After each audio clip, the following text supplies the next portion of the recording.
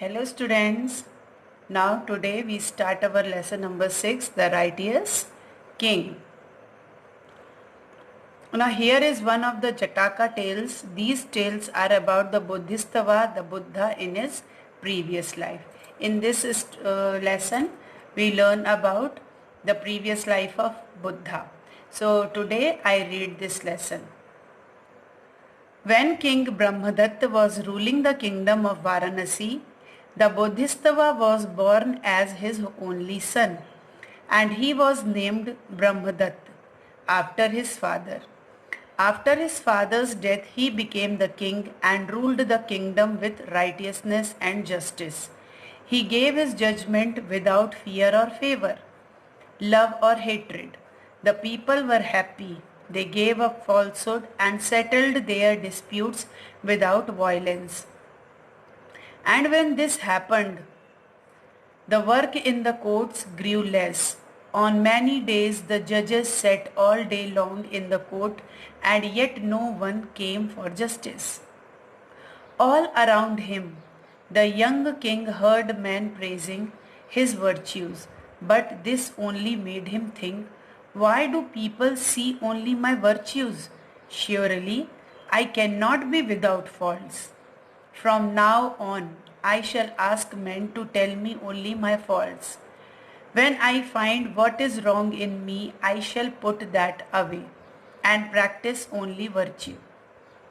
Brahmadatta first asked the people in his palace to tell his faults, but neither his ministers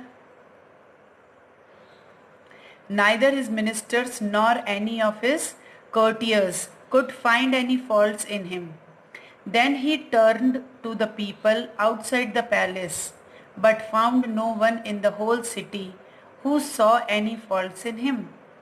He then decided to go into the countryside and ask the people there.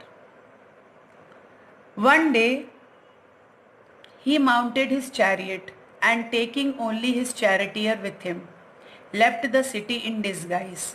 He searched through all his kingdom but came across no fault finder. He only heard praises of his virtues from everyone. At last, he turned back and drove his chariot towards the city. As the chariot was passing along a cart track with steep sides, there came another chariot from the opposite direction. The two chariots came to a stop in front of each other. It was a narrow track and neither of the charioteers were willing to let the other pass. Neither Brahmadatta nor his charioteer knew who was in the other chariot. "Take your chariot out of the way," said the driver of the other chariot. Brahmadatta's charioteer replied, "Take your chariot away. The great king Brahmadatta, the king of Varanasi, is in this chariot. Make way for him."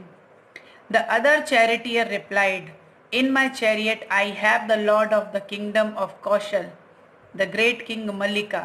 Make way for my chariot." Then Brahmadatta's charioteer thought, he too has a king in his chariot. Now who is to give way to the other?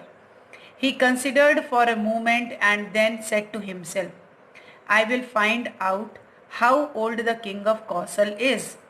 The chariot of the younger king will make way for the chariot of the other king." "How old is your king?" he shouted across to King Mallika's charioteer. When he learnt that the age of the king of Kaushal, he found both the kings were of the same age. Then he tried to find out if either had an advantage over the other in the extent of his kingdom or the size of his army, in his wealth or caste or family. He found that both the kings were exactly equal in everything. Then he said to himself, "I will give way if the king of Kaushal is more righteous than my king." So he asked Mallika's charioteer, "Tell me, how righteous is your king?" Mallika's charioteer said these words in praise of his king. "Listen, by strength he defeats the strong, the mild by mildness. He conquers the wicked by wickedness, the good by goodness. Such as the virtues of my king, move out of the way. The charioteer of king of Varanasi stood up in his chariot and said, Listen to the virtues of the king of Varanasi.